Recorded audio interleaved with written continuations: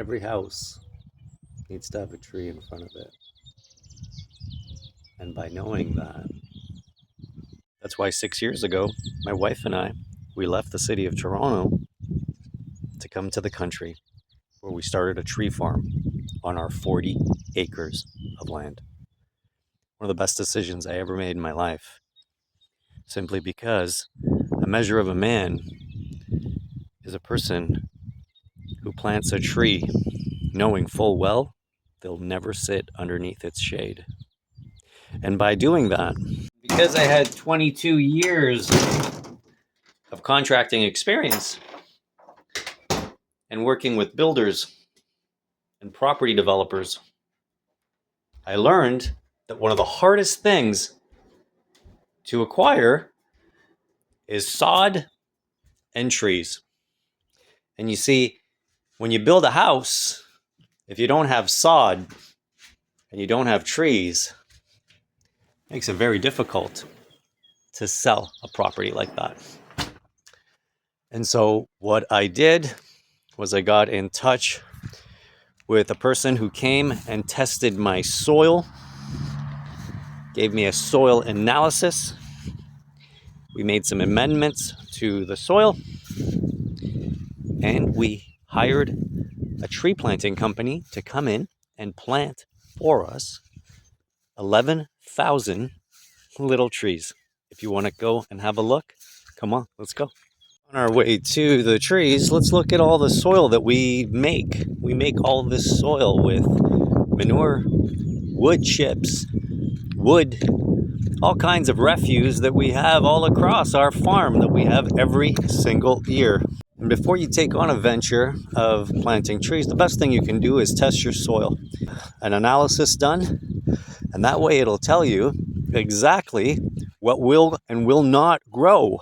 Because the last thing you want to do is plant in an area or in a zone that tree is not native to. You see, we went with white pines and spruce, a Canadian tree native to zone 5, because you can go to zone 4 and zone 6, which makes it marketable. Have a look. Each one of these rows is 250 in each row. And they grow like this. They're little guys. They're no more than a foot tall. But when they come and they spend a year with us, they get to be about 18 inches. And not all of them make it. You see, this one, she went through some stresses, but that's okay.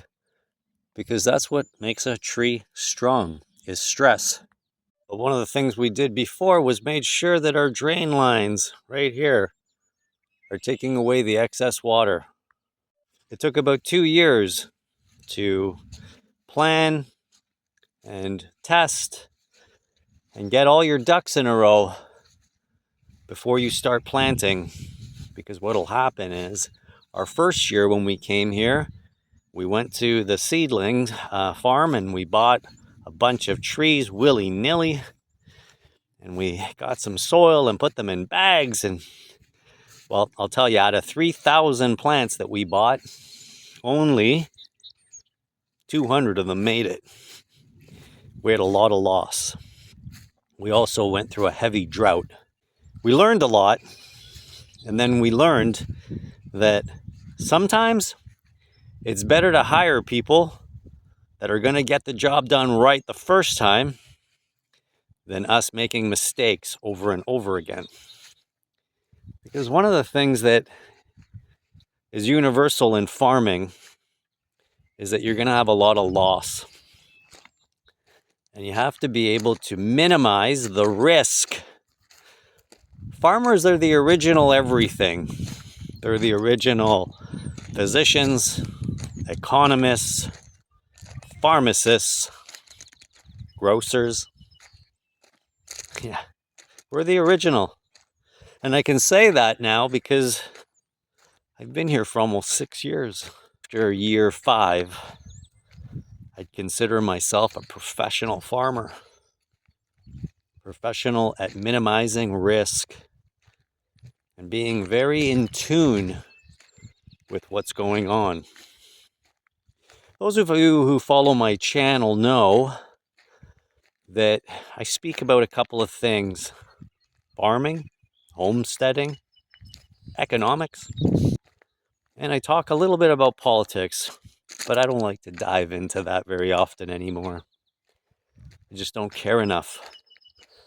And once you start caring about your life, you don't care about all the people who are lying professionally, especially those politicians. Anyways, I'm getting a load of trees today. It's a very exciting day over here on the ranch. And I'm getting 13 beautiful mature trees. It's a surprise to my wife. I want her to plant them anywhere she wants. And I'm going to make her a little forest. We don't give each other gifts anymore. We give each other shade.